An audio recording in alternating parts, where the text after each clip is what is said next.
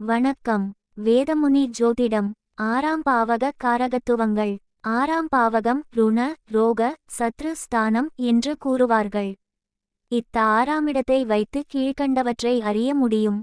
நோய், பகை, எதிரி, சண்டை, வம்பு வழக்கு, கடன், மனக்கவலை, தடைகள், உத்தியோகம், அடிமை, வேலை, பலரால் வெறுக்கப்படுதல், அடுத்தவரால் துன்பப்படுதல், கொடூர செயல், சிறை தண்டனை, சகோதரர்களோடும் மற்றவர்களோடும் கருத்து வேறுபாடு ஏற்படுதல், அகாலோஜனம், அடிவயிறு, யுத்தம், தாய்மாமன், கபம், கட்டி, பைத்தியம், பெரியம்மை, கஞ்சத்தனம், சாதம், கடும் சுவாசம், அவதூறு, எதிரியின் மகிழ்ச்சி, காயம், கண்ணோய், எதிரிகளால் நஷ்டம், அழிவு அல்லது கீழே விழுதல், சோர்வடைந்த நிலை, விஷம், வயிற்றுப்புண், சுயமரியாதையை காப்பாற்றுதல், சிறுநீரக கோளாறு, சீதபேதி, அறுசுவை உணவு, திருடர்களாலும் பணியாட்களாலும் துன்பமடைதல் ஆகியவையே ஆறாம் பாவத்தின் காரகத்துவங்களாகும். நன்றி.